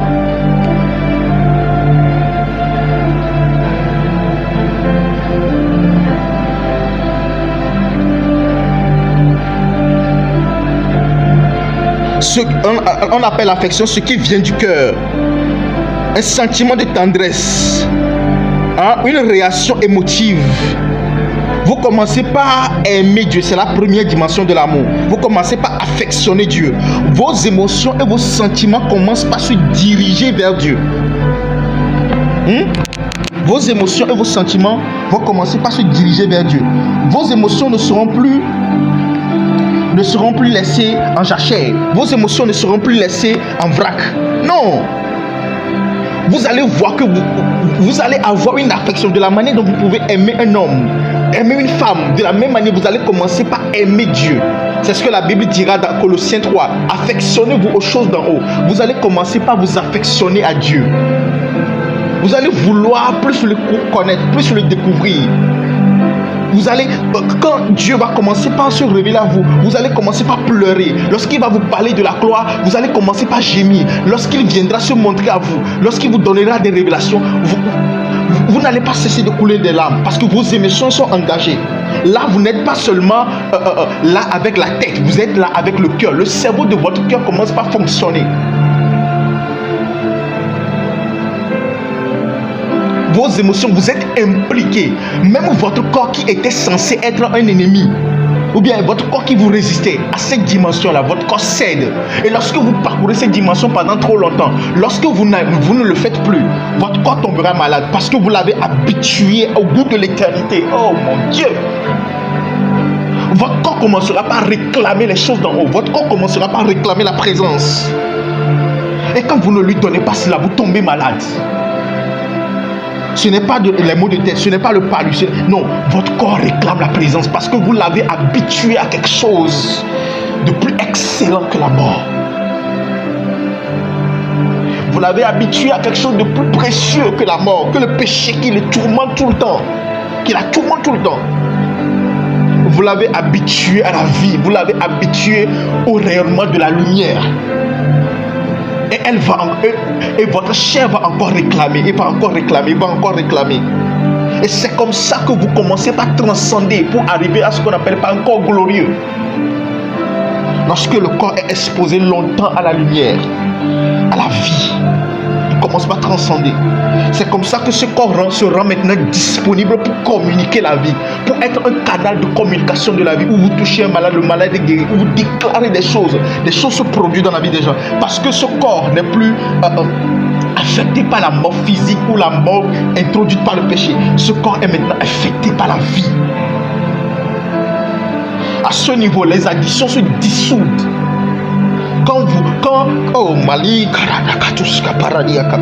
vous rendez ministère à Dieu, vous affectionnez à Dieu, la première couche de l'addition commence par descendre parce qu'une autre dimension commence par s'implanter en vous.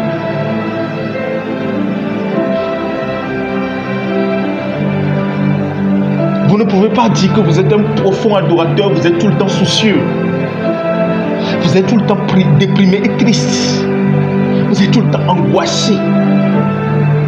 Quelle dimension de Dieu avez-vous rencontré? Depuis quand avez-vous vu de la tristesse en Dieu? Depuis quand avez-vous vu de l'angoisse en Dieu? Quelle dimension de Dieu vous a exprimé l'inquiétude? Quelle dimension?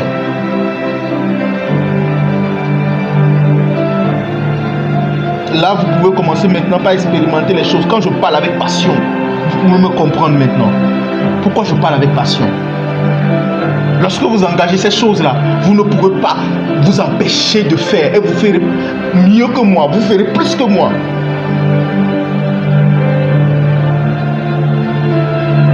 Je ne vais plus parler pour vous comme un extraterrestre. Non. Vous allez me comprendre. Parce qu'on ne commencera pas à parler le même langage, la vie. Il y a des gens qui me veulent dire, Benoît, tu es trop dans les nuages. Oh, je ne suis pas dans les nuages. Je ne suis pas dans les nuages. J'aimerais faire autrement. Mais il y a un feu, il y a un appel de l'éternité qui m'amène. J'aimerais faire autrement, mais je n'y arrive pas. Rendre ministère à Dieu. Rendre ministère à Dieu. Oh! Le second niveau, c'est contempler Dieu. Que veut dire contempler Dieu? Contempler Dieu, veut dire être émerveillé par sa gloire et sa personne. Là, vous êtes dans un sens du détail. Là, vous ne rendez plus seulement ministère, vous êtes dans le détail. Vous analysez chaque partie de son coin, chaque extension, chaque cellule de sa personne. Et cela peut vous prendre toute l'éternité pour le faire. Colossiens 2, le verset 3 à 18. J'aimerais bien le relire. Colossiens 2, Corinthiens 2, le verset 3, chapitre 3, le verset 18. Corinthiens 2. 2 Corinthiens 3, chapitre 2 Corinthiens 3, verset 18. Nous tous, le visage découvert, contemplant comme dans un miroir la gloire du Seigneur, nous sommes transformés à la même image de gloire en gloire, comme par le Seigneur l'Esprit. Ici, lorsque vous quittez le premier niveau qui s'agit de rendre ministère, vous accédez au second niveau, où vous commencez par le contempler. Vous allez dans le détail de sa personne, vous commencez par l'analyser, vous étudiez chaque cellule de sa personne. Et cela peut vous prendre 1 heure de temps, 2 heures de temps pour étudier une seule partie de sa personne. Vous prenez Elohim, vous commencez par décortiquer Elohim, vous essayez de comprendre tous les contours d'Elohim, les implications d'Elohim, les caractéristiques d'Elohim, la manifestation d'Elohim. Lorsque vous prenez ces cheveux, vous l'étudiez. C'est comme ça que dans cette étude, vous vous rendez compte que lorsqu'on parle des cheveux de Dieu, on ne parle pas des cheveux blancs. On ne parle pas des cheveux comme d'un homme. Je vous l'ai dit la dernière fois. On parle de sa capacité à ne pas vieillir, de son éternité, de sa sainteté. Lorsqu'on parle de ses yeux, on parle de sa justice, on parle de la crainte qu'il inspire. Lorsqu'on parle de sa main, on parle de son autorité qu'il exerce. Lorsqu'on parle de ses pieds, on parle de sa domination sur les nations. Oh! Vous l'étudiez, Dieu devient votre sujet de recherche. Dieu devient votre objet d'étude. Dieu devient votre thèse. Dieu devient votre passion. Dieu devient votre hobby. Comme vous pouvez aimer le football, vous aimez Dieu, vous l'étudiez, vous l'analysez. Vous recherchez probablement sa personne, vous le creusez. Vous pouvez prendre une seule partie de Jésus et l'étudier, et l'étudier. Et là, vous êtes transporté. Un esprit descend sur vous, l'esprit de la recherche dans l'esprit. Affectionnez-vous aux choses d'en haut, où Christ est assis à la droite du Père. Ah! Et Dieu vous amène dans les hauteurs, et dans les hauteurs, et dans les hauteurs, et dans les hauteurs. Par rapport à la même révélation. Comme la dernière fois, je disais, it's all about you. It's all about you. Je commençais par l'étudier pendant 2 heures de temps. It's all about you. It's all about you. It's all about you. Je commençais par découvrir des versets et des versets. En Christ habite la corporisation de Dieu, la plénitude de Dieu.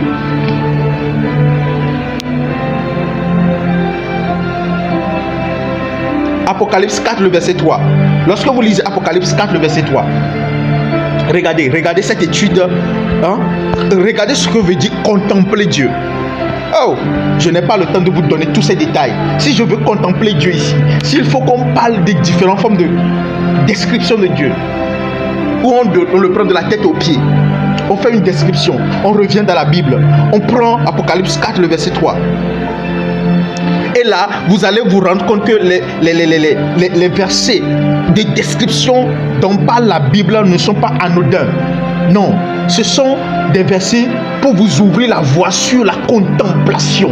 La contemplation. Regardez Ézéchiel 1, la manière dont Ézéchiel contemplait la gloire de Dieu. Il avait décrit les roues, il avait décrit les 4 êtres vivants, leur tête, leur face, la manière dont ils se déplaçaient, le feu qui les entourait, le trône, celui qui était assis sur le trône, son habit, sa constitution. Oh, the glory of the Lord. L'adoration n'est pas cette seule chose où nous venons chanter et lever des mains, bailler, allumer nos portables. Ce n'est pas ça l'adoration.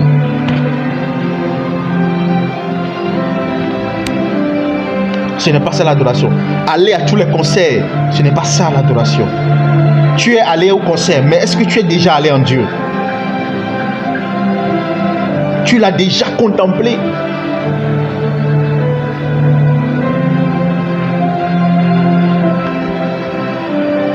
Apocalypse 4, le verset 3. Regardez ceci. Je lis à partir du verset 2. Aussitôt je fus ravi en esprit, et voici, il y avait un trône dans le ciel, et sur ce trône quelqu'un était assis. Celui qui était assis avait l'aspect, il commençait par le décrire, il avait l'aspect de jaspe et de sardoine. Et lorsque vous prenez la pierre de jaspe et de sardoine, vous allez sur internet. La pierre de jaspe et de sardoine font référence à quoi? C'est quand vous faites ces recherches-là, vous allez vous rendre compte qu'il y a une pierre qui fait référence au temps, il y a une autre pierre qui fait référence à la parole, et il y a une autre pierre qui fait référence à la matière. Et vous comprenez qu'on parle en fait de Christ, de Dieu manifesté en chair à travers la parole, de Dieu au Lamb, qui est le maître des temps. Et on parle de l'espace. Qui est le Saint-Esprit, le Ruach. Je vais vous décrire ça ici. Il y avait l'aspect d'une pierre de jaspe et de sardoine. Et le trône était environné d'un arc-en-ciel semblable à de l'émeraude. Lorsqu'on parle de trône environné, quand on parle d'environnement, on parle de l'espace. On ne parle... C'est le Saint-Esprit qu'on vient de décrire comme ça. Environné d'un arc-en-ciel semblable à de l'émeraude. C'est le Saint-Esprit qu'on vient de décrire comme ça. Le jaspe fait référence au Lamb, le Dieu le Père, celui qui existe au-delà du temps. Et la sardoine fait référence à la parole manifestée, la matière. Oh!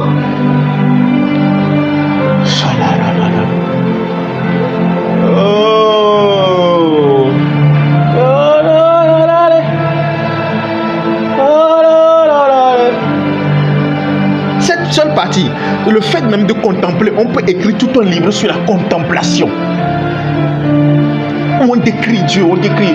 L'éternité ne suffirait pas pour le faire. L'éternité ne suffirait pas. Regardez Apocalypse 1. Je vais vous lire Apocalypse 1. Regardez comment Jean décrivait Jésus. Oh Seigneur, aide-nous.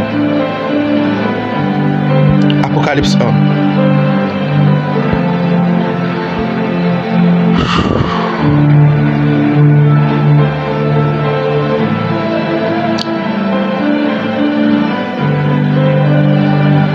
Moi, Jean, à partir du verset 10, verset 9, moi, Jean, votre frère.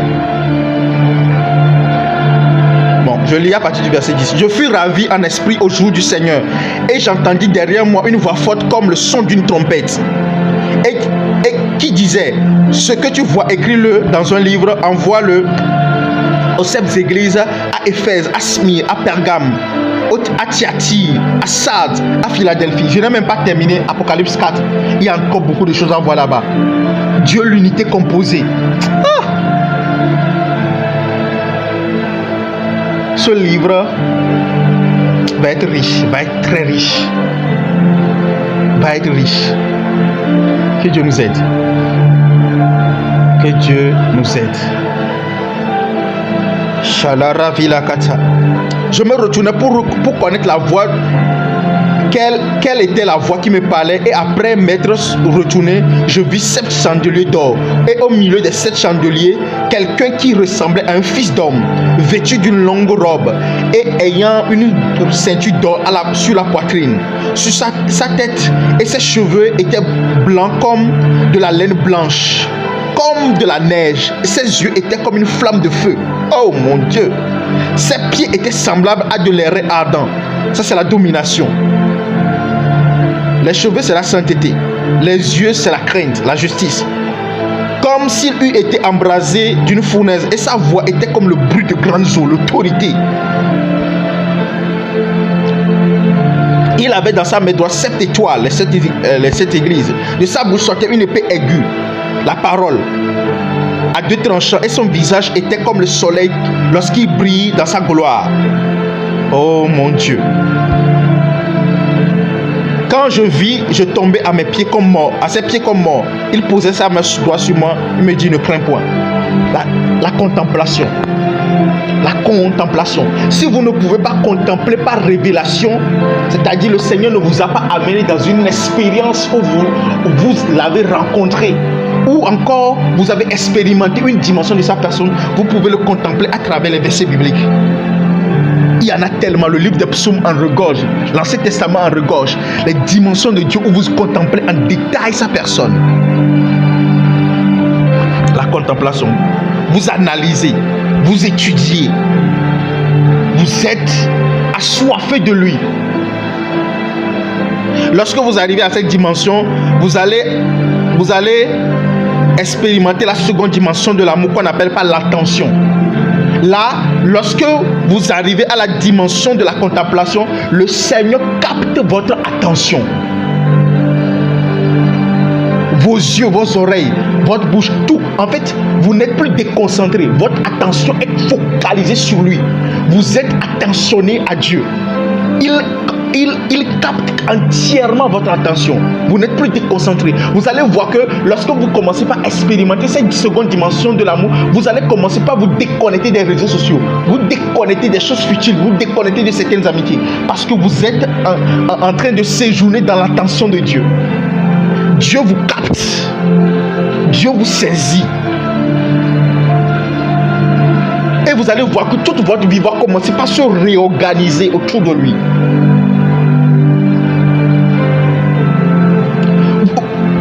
Vous serez focus sur lui. Tout ce qui vous intéressera, c'est lui et c'est lui. La seconde dimension de l'adoration, qui est la contemplation. Amen. Je vais m'arrêter ici pour aujourd'hui. Les 3 autres dimensions qui sont s'attendre à Dieu, être participant à la gloire de Dieu et être un sacrifice vivant. Nous allons le découvrir prochainement. Vous voyez que ce programme, même 2 semaines n'ont pas suffi pour en parler. 2 semaines n'ont pas suffi. Parce qu'il y a tellement à découvrir en Dieu. Amen. Amen. Amen. Shalarova. Bonus dimanche pour vous. On verra. Je ne confirme rien. Oh Seigneur Jésus. Expérimentez d'abord ces deux dimensions. Cultivez ces deux dimensions. Et ensuite on verra pour le reste. Saint-Esprit. Saint-Esprit. Saint-Esprit. Saint-Esprit. Une veille dans ta présence fleurie, car tu sais restaurer ma lumière. Je te laisse 5 minutes pour l'adorer et puis je vais clôturer, je vais libérer des bénédictions sur vous. 5 minutes pour l'adorer personnellement.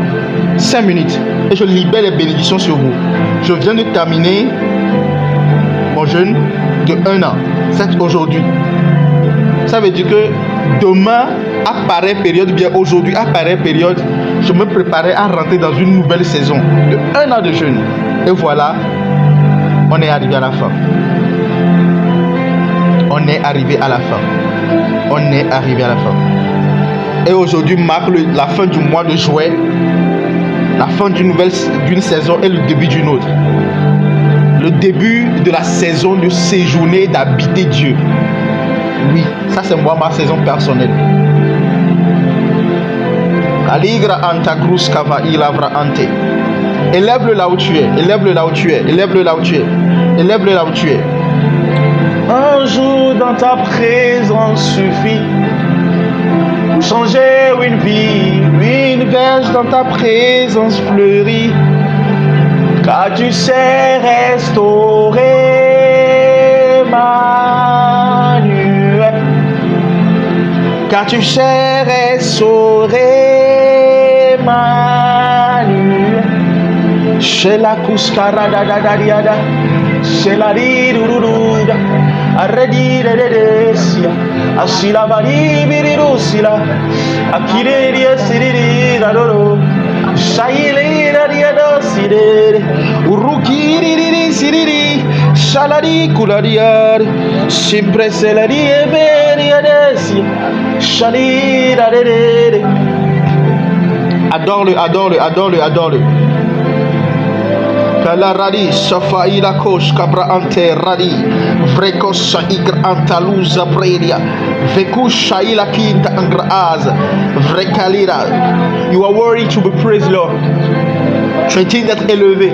El Olam, Elohe Aneman, Jehovah Gibor, El Rafa, Inkrof Aigra Askiga, Chevleria Touvre Anscredia, Ubrari Ligra Ante Zigra A, Varuskla Igra Ante, Recleis Car Awov Inga, Ascreidias, Proli Takaskrida Kuskabra Anta, Luskre Ekete Cruza, Veli Shura Inclasura Ida Ante, Rapela Crusketea, Inkokoskri Ente Shula Igra A, Vere Seteka Igra A, Yekopa Iles Katantwa, Ibre Sevra Adu Shaila, Zeke Kokapara, Refa Iguaski Antu Zuzu Praande, Lizu Aye Liga Ada, Zakatiaka, Rupa Yete, Zaoufla.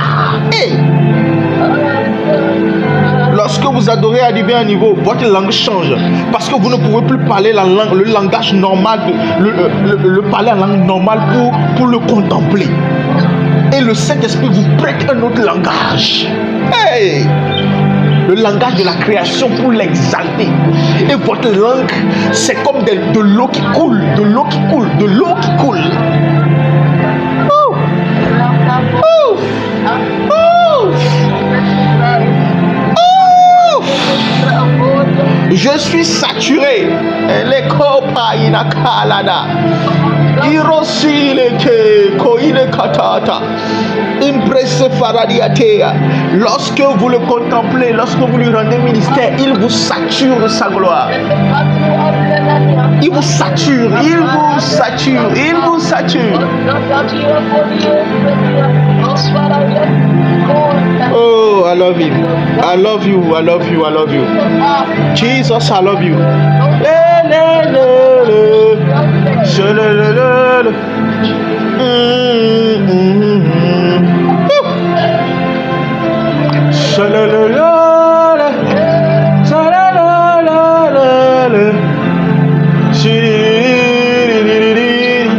C'est en ce moment que des mélodies célestes commencent par sortir de votre bouche. Vous commencez par sortir des sons que vous ne comprenez pas. Oh! Là, vous commencez par télécharger des fréquences du cœur de Dieu. Vous commencez par télécharger des fréquences de Dieu. Oh!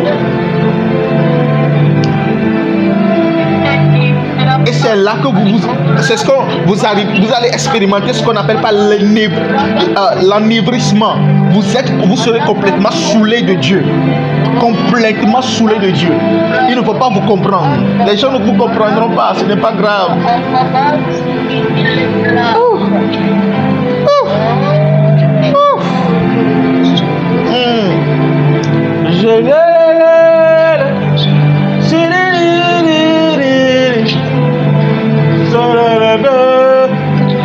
Vous descendez de cette montagne, vous descendez de cette gloire, mes amis.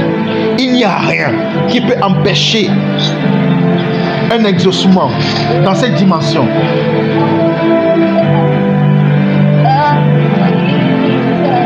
Je déclare sur vous.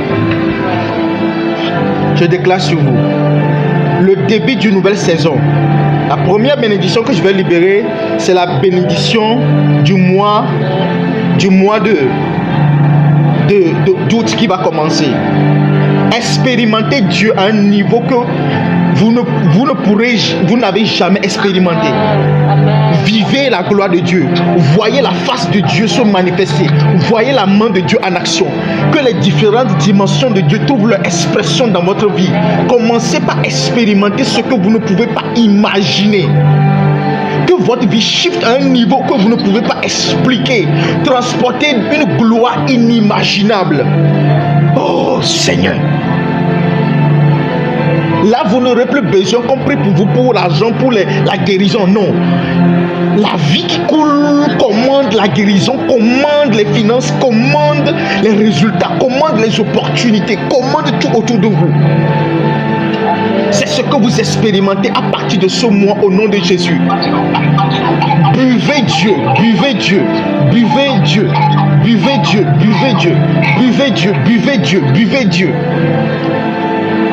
Je prie pour vous que vous soyez remplis d'une connaissance, d'une intelligence au-delà du commun, au-delà du commun, au-delà du commun, au-delà du commun, au-delà du commun.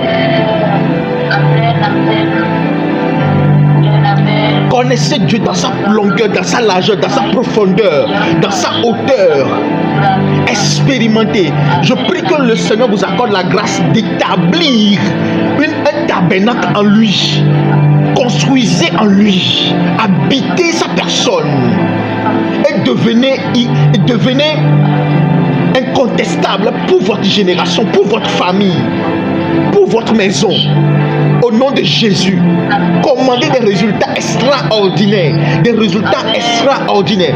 Que ce mois soit le mois de l'expérimentation de la vie. Au nom de Jésus.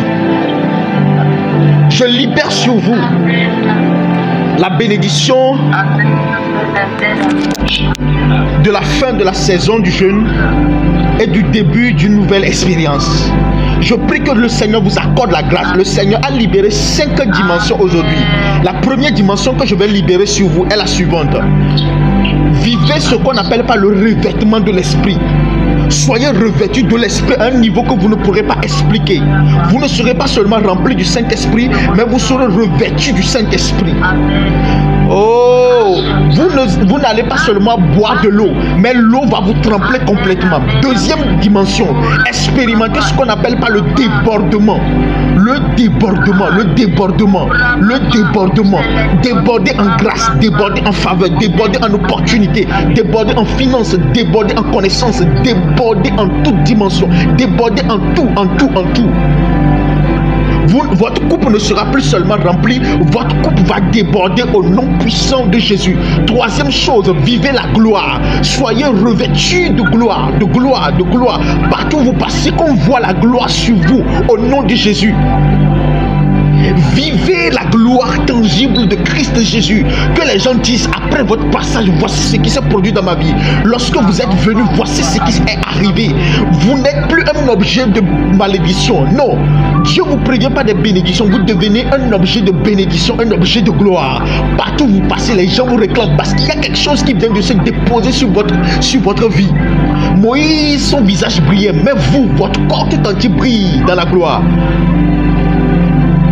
Quatrième chose, expérimentez l'accélération divine. Que Dieu vous donne des ailes pour accélérer d'une manière inimaginable au nom puissant de Jésus. Accéder à l'accélération divine dans tout ce que vous faites. Les années passées qui ont été consommées par le diable, détruites par l'ignorance, que ces années soient restaurées, que 5 ans viennent en une année, 10 ans viennent en une année. Commandez des résultats extraordinaires en très peu de temps. Que les gens commencent pas à vous poser la question. Nous voulons connaître votre Dieu parce que les gens de résultats que tu es en train de montrer là, ces résultats ne sont pas normaux. Ces résultats ne sont pas normaux. Montre-nous ton Dieu. Nous voulons connaître ton secret. Et tu leur parleras d'Elohim. Tu leur parleras de Christ Jésus. Cinquième chose que je libère sur vous à partir de ce soir. Oh, expérimentez l'expansion, le déploiement. C'est ce qu'on appelle le déploiement. Vivez le déploiement, vivez l'expansion, vivez le déploiement. Cela est votre partage au nom de Jésus. Si vous faisiez 10 heures avant, faites maintenant 100. Si vous faisiez 1 heure, faites maintenant 2 heures. Si vous étiez limité, vous étiez dans la petitesse, vous n'avez que des petits revenus, maintenant explosez en millions, explosez en milliards, explosez en centaines de milliers au nom de Jésus.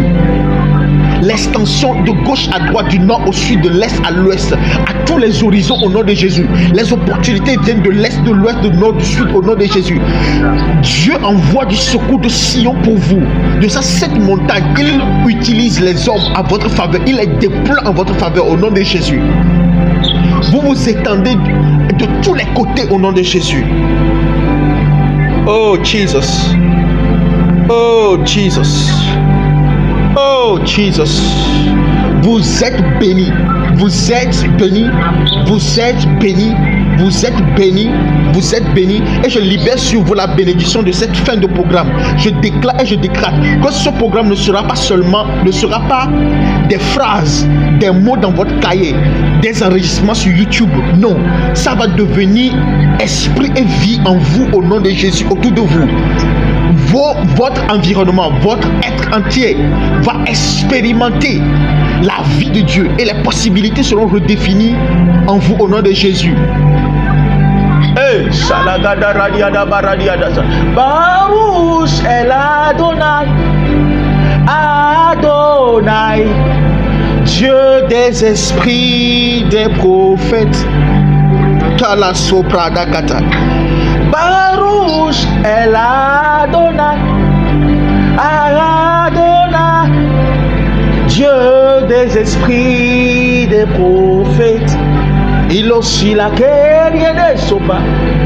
Baruch El Adonai, Adonai, Dieu des esprits des prophètes. Allah Goskrada Baya. Hey! Expérimentez le Dieu que je sers. Que mon Dieu devienne votre Dieu. Expérimentez-le. Que ce ne soit pas une fable ou une légende pour vous, non.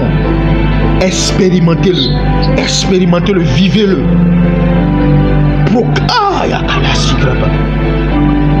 Lola e, Lola kuama lole, Où tu passes, après toi il y a une gloire. Lola eh Lola, Lola fouama Lola.